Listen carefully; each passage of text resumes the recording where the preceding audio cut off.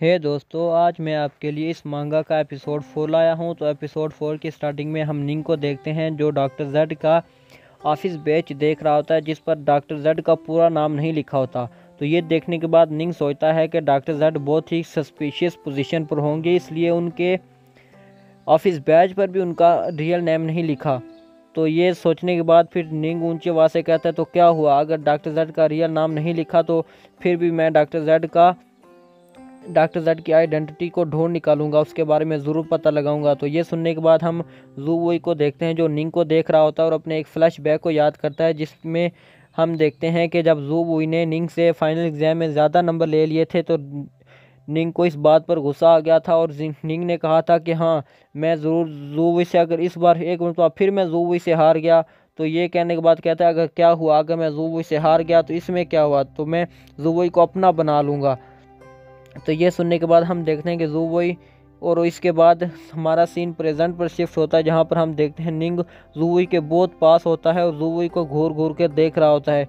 इतनी देर में हम देखते हैं कि जू वुई अपने फ्लैशबैक से जैसे ही वापस आता है तो निंग को इतने पास देखकर कहता है, तुम करना क्या चाहते हो। तो ये बात सुनने के बाद निंग उसके कंधे पर हाथ रख लेता है और हंसते हुए कहता है कि यार एक बात तो बताओ, मैंने तुझे पहले बताया था कि इलेक्ट्रिसिटी नहीं है और कंप्यूटर नहीं ऑन होगा, लेकिन इसके बाद भी तू कंप्यूटर की स्क्रीन को इतनी देर से घूरे क्यों जा रहा है। तो ये कहने के बाद फिर हंसते हुए कहता है कि मुझे तो लगता है कि तू अपना हैंडसम फेस देख रहा है स्क्रीन में, है क्या, ऐसी बात तो नहीं है। तो ये सुनने के बाद वो इसकी बातों पर ध्यान नहीं देता और वो एक बुक की तरफ देखता है और कहता है कि ये क्या है।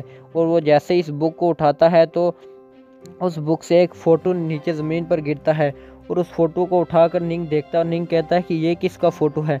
लेकिन वो जैसे ही उस फोटो को पलटकर उसकी बैक साइड पे देखता है तो उसकी बैक साइड पर लिखा होता है कि माय डियर सन, मेरे प्यारे बेटे, मैं तुझे ज़रूर बचा लूँगा, मैं तुम्हें ज़रूर ठीक करूँगा। तो ये पढ़ने के बाद निंग कहता है आखिर उसके बेटे को हुआ क्या था जिसकी वजह से वो उसे बचाना चाहता था। जिसके बाद हमारा सीन शिफ्ट होता है निंग पर, जो एक सोफे पर लेट कर डॉक्टर जेड की किताब पढ़ा होता है, जिसमें सबसे पहले डेट लिखी तो वो डेट पढ़ता है, जहाँ पर लिखा होता है 24 अक्टूबर 2011 को मैरिज जेलीफिश की डिस्कवरी की गई, जो रिमार्केबल मेडिसिन बनाने की शुरुआत थी, और हमने इसके वैनम से एक ऐसा इलेक्सर तैयार किया जो अंदरूनी ताकत को बढ़ा सकता था।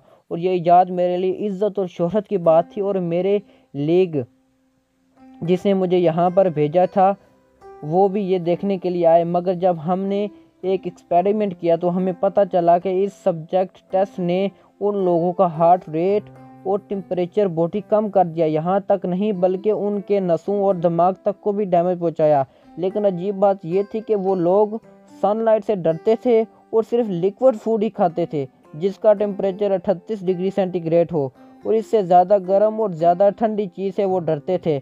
और इस दिन के बाद जब जिन लोगों पर हमने टेस्ट किया था वो लोग सिर्फ पानी पीते और पानी में ही रहते थे। और इतना पढ़ने के बाद जब उसे एक बुक में एक पिक नज़र आती है तो वो पिक देखकर निंग डर जाता है और बुक को फेंक देता है और कहता है कि ये बहुत स्कैरी है। जिसके बाद वो जैसे ही जू वुई को देखता है तो वो देखता है कि जू वुई फिश खा रहा है। तो इतने में जू वुई उससे पूछता है क्या हुआ, तुमने आखिर इस बुक में ऐसा क्या पढ़ा कि बुक को फेंक दिया। तो ये सुनने के बाद निंग कहता है कि इस बुक के जितने भी लिखी हुई चीज़ें हैं सब बहुत स्कैरी हैं।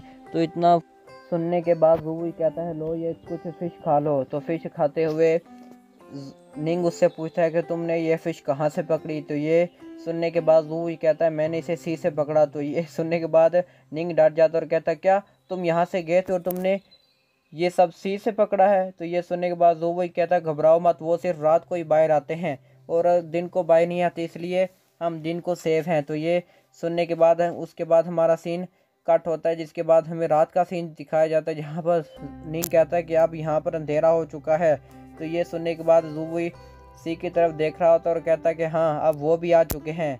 तो ये सुनने के बाद निंग उन सब की तरफ देखने लगता है कि हाँ अब वाकई में वो सब भी बाहर निकले हैं। और ये जैसे ही निंग ये खड़ा होकर कहता है तो हम देखते हैं जू वुई जल्दी से उसका हाथ पकड़ता है और कहता है कि जल्दी से हमें यहाँ से भागकर कहीं छुपना होगा।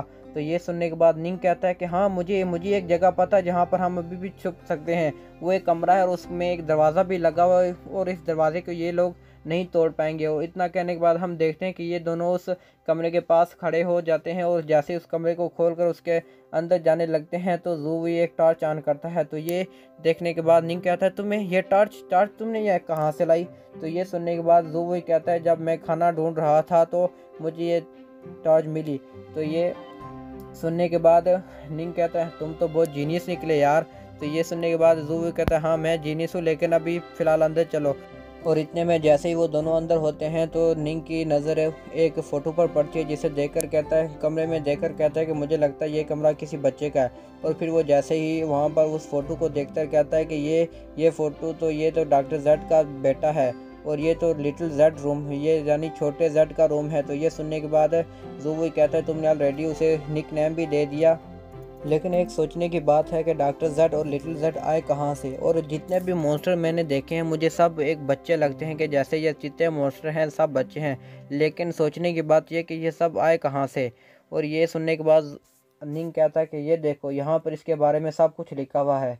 और उस बुक पर लिखा होता है कि मैंने ज़िनिया ऑर्फन एज को इन्वेस्टिगेट किया और मैंने वहाँ से कुछ फेक अडॉप्शन पेपर बनाए, जिसके बाद मैंने वहाँ से काफ़ी सारे बच्चों को अबैंडन्ड वर्ल्ड में लाया और उन पर एक्सपेरिमेंट किए। और इतना ही पढ़ना था कि हम निंग को देखते हैं। निंग कहता है कि क्या इसने एक्सपेरिमेंट करने के लिए यतीम बच्चों को ज़िनिया ऑर्फनेज से लाया और उन पर एक्सपेरिमेंट किए। इतना पढ़ने के बाद निंग को बहुत गुस्सा आता है और निंग गुस्से से वो बुक नीचे फेंक देता है और कहता है कि डॉक्टर जेड कितना कमीना इंसान था, उसने ज़िनिया ऑर्फनेज से बच्चों को लाया और बच्चों पर एक्सपेरिमेंट किए।